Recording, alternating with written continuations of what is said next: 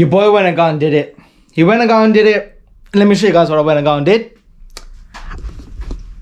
I am replacing this set, which has been so loyal to me and my family for so long, with this monster of a set. This thing is beautiful. And oh man, Halfords have done an amazing deal for this on Black Friday, which is the whole thing, all of this 200 pieces for £225, the cheapest I've ever seen it. You know, this breaker bar is a solid piece. This ratchet set that they have at the moment, oh, this is, well, it's a spanner ratchet.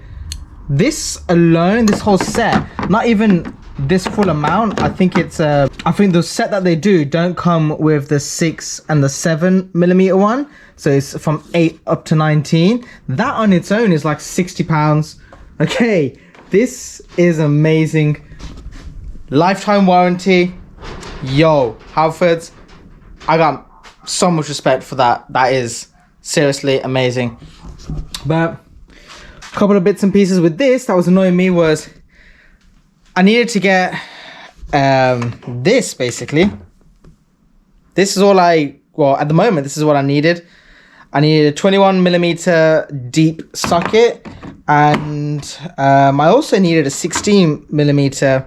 Yeah, the 16's fine, but actually I need a 16mm half inch, so got that now. This is literally the most complete set. I feel like if anyone is going to be a mechanic at home or doing any form of their own DIY, just get this. Even if it's not on the reduced price, get that. If you need it, get it, because within this kit you've basically got everything. You won't even need to buy anything else. But I'm gonna do a separate video on that and a couple of other things. So let's jump into this 5 Series again. I'm gonna carry on working on the other side. Let's see what I got on up to. So I actually did go up to a fair amount. So with the suspension, what you basically got to do is, well, you can see the crack coil just there. So that's the bit that's gone bad. Right, to get access to the rear shocks, you basically have to come through this area and just over in the back over here. You can kind of just see it there. That's the rear shocks. So just removed everything as much as I can over here. You have these little foam pieces here, so these panels, they just pop out. Remove the middle part at the bottom, so you remove this one, the side panels, and then you can kind of bend these. You can remove that bolt and try to get a bit more access to it, but my opinion, you don't really need to. This is more than enough space. 13 mils at the top over there. Got the light coming on. So that part just over here, let me balance this somewhere properly. So I've been able to remove that over there, but this part you need a deep socket, 21mm, because of the extension here, and you're gonna need it for the other side as well. But yeah, unless you remove that, you won't be able to get the shock out. Well, you probably can really struggle with it, but I just thought I'm gonna call it a day, and I'm gonna go get the right tools, and this is what I've gotten. So everyone managed to get the shock out of the other side, but this side, oh my gosh, was it difficult.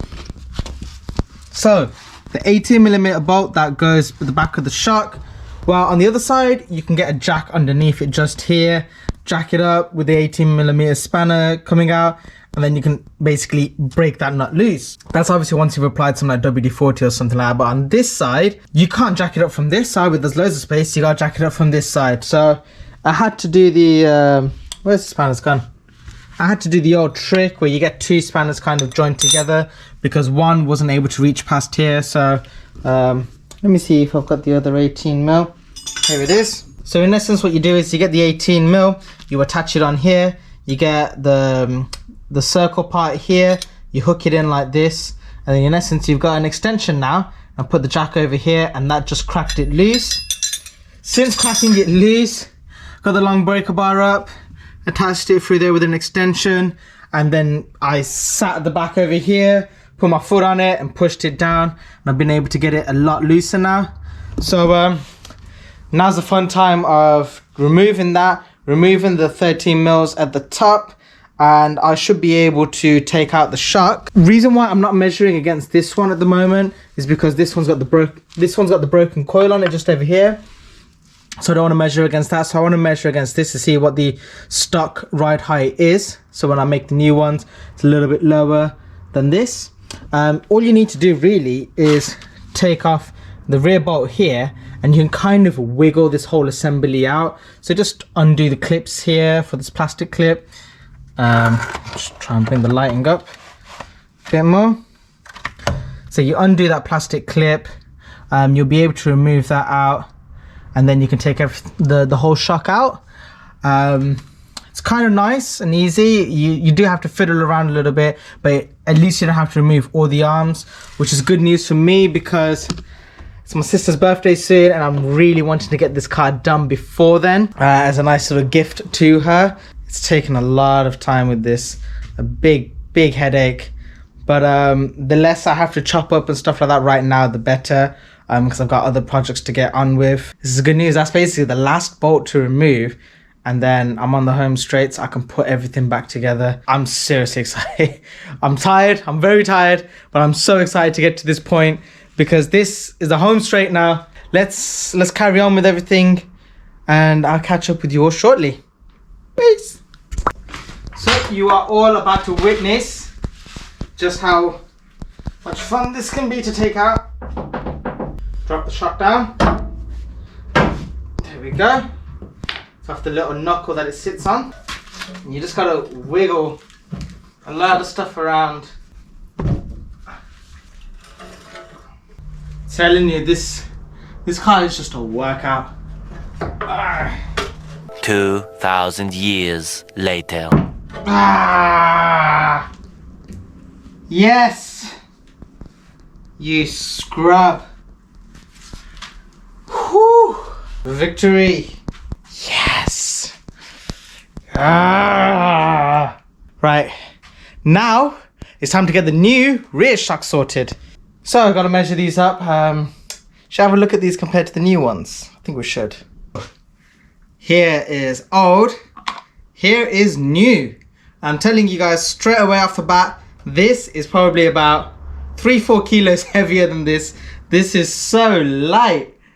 Damn, that's actually a lot lighter. This probably only weighs about 2 kilos, 2 to 3 kilos, and this probably weighs about 5 to 6 kilos. I can't bother with weighing it, but you're gonna have to take my word for it. So that's a nice difference.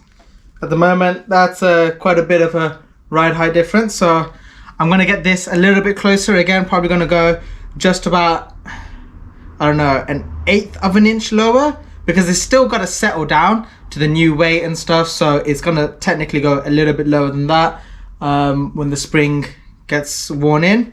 Preload's already set, so just a matter of sorting out the ride height, and you gotta take off this little cable tie. I'm not sure if you guys can see just there. Update, big update.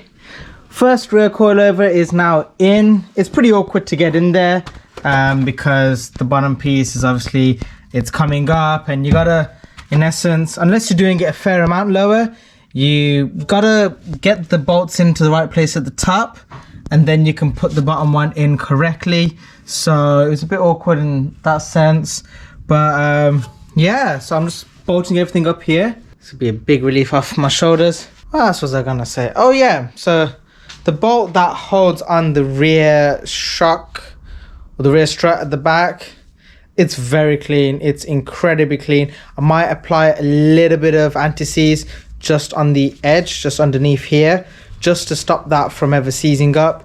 But the rest of it's really clean. Literally, that's how clean it came out. Got the Heinz service menu for 5 Series diesels. Picked this up from the local Halfords. I was there just picking up a couple of things, well, picking up the new tool set. And I saw this and I just thought, you know what, I'm just gonna get it just to make my life a little bit easier for finding the right torque specs for everything. So the amount of information in here is going to be great. So I'll leave a link for one of them in the description below if it is something that you would like to get. What I gotta do now is check the torque rating for everything at the rear. Gotta check everything again at the front. Then I gotta put on the front discs, gotta put on the pads, the new pads, put the brake caliper on and everything, and then we're all good. Now is the time to actually get the brake discs out. So time to get rid of my dirty gloves, put on something clean, and we can start doing the front brake disc area. One thing I have done as well is just wire brushed everything down again, done the rears, put some copper grease on. Gonna be doing the front in a second as well. Now let's get these brake discs out. Voila! Whoa! Damn, that looks good. Okay, so first things first, with this we gotta get some brake cleaner onto it. So I'm just gonna move this somewhere else. But I got some brake cleaner that I'm just gonna spray on all over this.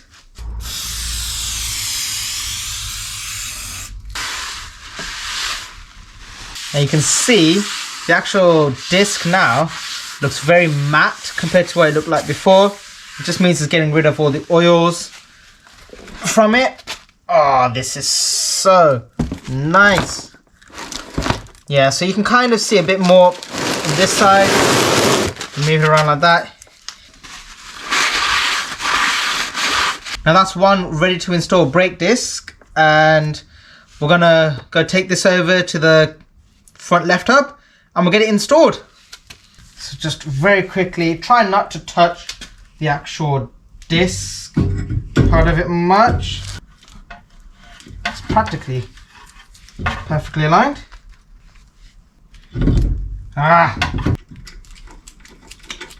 Managed to actually get the disc on. It was pretty awkward. Once I got it on, put that bolt on just a little bit, put these on as well just to kind of secure everything in place. Now it's a matter of dealing with the brake pads. So I'm gonna get the hanger on for the brake pad, the brake caliper. You gotta push the pistons in for the brake pad. Let me get the lighting a bit better for you all. So I gotta get the brake pad, I get the brake caliper kit out so I can actually push the pistons back in. When I come to doing that, I'll show you all real quickly. I want to give it all a bit of a clean as well. Those kind of bits, it's always important to try and keep as clean as you can, because it's right next to where the brake fluid is going to be. So you don't really want any debris there. There's a lot of rubber seals and stuff like that. So just try and tidy up as much as you can. Chris Fix actually did a really good little video about it, where he also shows how he removes the rubber a little bit just to get into the actual cylinder for the piston, and just does a little bit of cleaning up there. So I'm gonna try and do that as well. Really awkward in there, so see how it goes. So with my little brake pad, with my little brake caliper piston set that I've got, they basically have two little spines like this, and I'm just going to try and figure out how to do this. Got a little piece of wood going across here, got two little attachments, and then these two, and I was thinking of just pressing it in bit by bit, one at the top, one at the bottom, and then, you know, just squeezing it all in. So I'm just going to test that out now and see how far I get. Fingers crossed. I'll put the camera down while I do all of that, because I just want to have as much space as I can. There's not a huge amount of space here, so we'll see how it goes. Slight bit of change. What I did was I put on two other little attachments to it there. I plated up those two metal plates like that kind of a thing. Well, actually this was flat against, and it kind of sat in between that groove. One was clockwise, the other one was anti-clockwise, and then just bit by bit I just applied a little bit of pressure on each side, like half a turn on each side, and just got them in. Took a little bit of time, but I feel like that was the safest way to actually get it done. So got the brake pistons put back in, and now just a matter of putting the rest of it back together. Just make sure you always look out at the brake fluid level. That's what I would do. That's what I did, just to double check that it's not obviously getting too much pressure or anything like that. But I think because I was doing it so slowly, it was okay. But yeah, just something for you all to be aware of as well if you're doing this yourself. So I'm gonna do the same on the other side. Just gonna get the brake pads on now, put everything back together on this side, do the same on the other side. Just remember to put, so long as you haven't damaged it, put your brake pad wear sensor back on as well. That's on the front passenger side on this car. Another thing I forgot to update you guys on, well actually just fill you in on, the little sliders that fit into the brake caliper that joins onto the caliper bracket. The longer one, there'll be two. The shorter one goes at the top and the longer one goes at the bottom. Clean them up, gotta apply the grease to it, and then be able to look at putting that back together. So yeah, another thing that I forgot to tell you guys, I'm sorry, I keep forgetting these things, but I'll try to fill you guys in as I go along with the video. Whilst installing this on the front passenger side, it was quite tricky, it was quite difficult to do, so I thought I'm gonna try and record doing it on the driver's side so you can actually see how it is done. Oops, I'm just dropping things, damn it. Right, so yeah, let me show you how I did it. With this, I'm just applying some copper grease on this end here and this end here. I didn't do this on the other side, so it'll be interesting to see what the difference is like. These are like the contact points for where it is going to be touching the rest of it. Now, slide the bottom and top into kind of place. It's really awkward to do. You got to kind of muscle your way in there, but you don't want to have it all the way in. You want it just like balancing the tip of it right at the edge of the hub. I'm just gonna try and see if I can.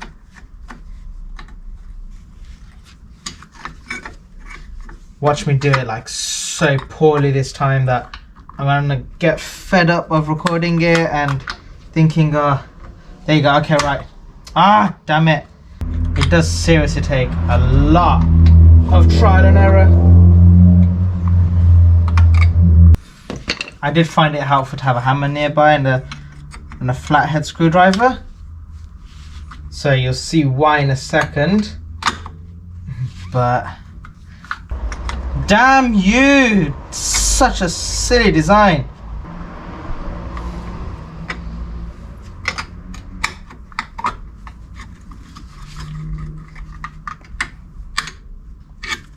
Oh yep, that was it. And then you gotta kind of,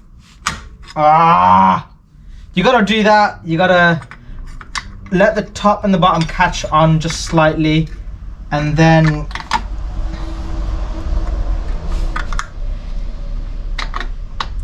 wedge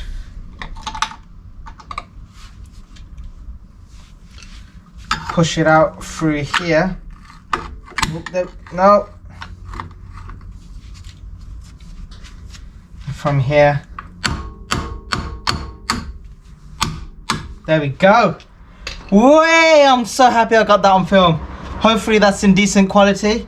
But yeah, that's the caliper roll on. Make sure you've got everything to the right torque spec. Yeah, I'm just gonna take these bolts off in a second, apply some copper grease all over here, and get everything to be pushed back on and bolted back up. So managed to get the actual brake calipers painted. Sister wanted red.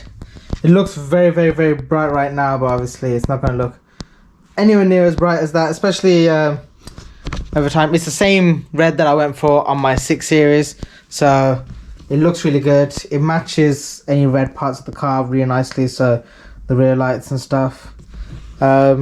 So I quite like it. I think it's going to look really different, especially with the bronze alloys. Just about to get the car ready to lower down now, so happy days. Put the wheels back on soon. So let's get to that part now.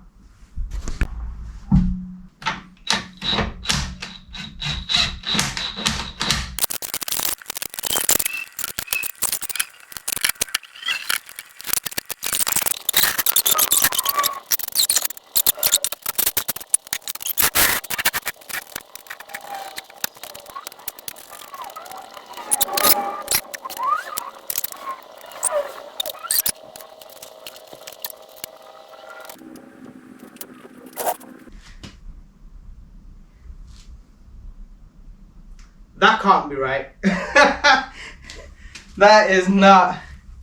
That cannot be the right height. What? Seriously? No. Something's got to be wrong there. That can't be the right height. that I've set it on now. Because if it is, damn, that's messed up. But I'm gonna lower the rear down. We're gonna let it settle for a little while. And maybe I've done it a little bit too high at the front. Well, I guess we're back to see what a 4x4 5 Series looks like. But yeah, I'm gonna lower the rears down, let everything settle, and yeah, we'll see what happens.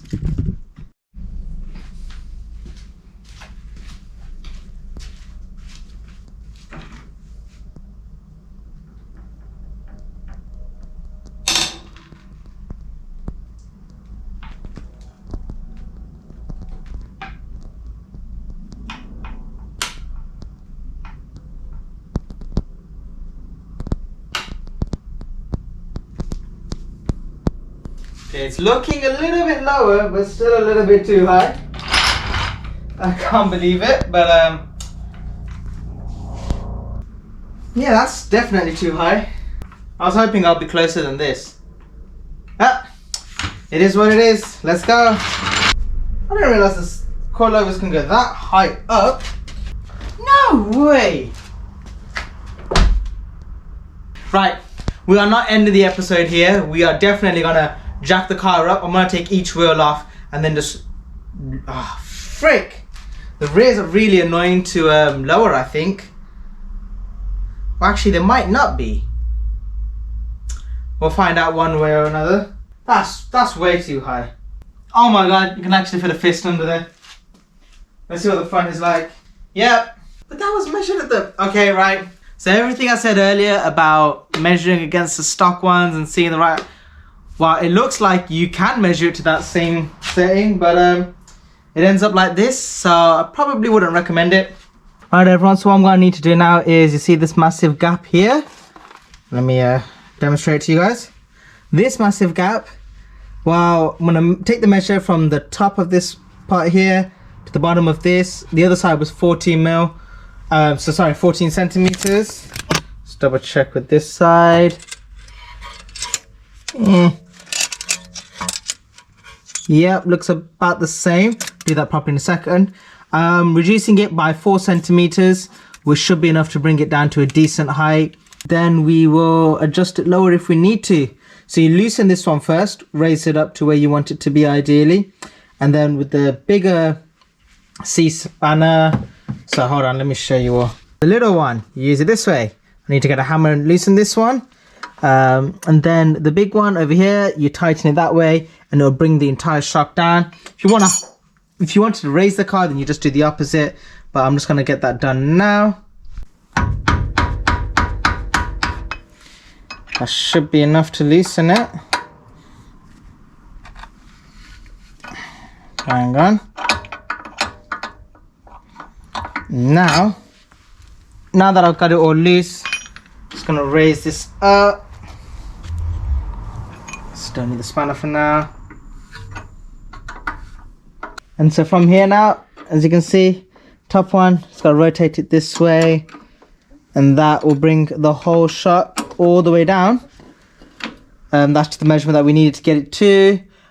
Before you fully close it up and everything like that, just measure it once more and make sure it's all the right height before you basically call it a day and tighten up the lower locking nut. And then you're all good. So I'm going to carry on doing this. It's going to take a couple of minutes because of how much higher it is. But it is what it is. Alright, see you in a bit. A few inches later. Ladies and gentlemen, I am so happy to say this to you right now.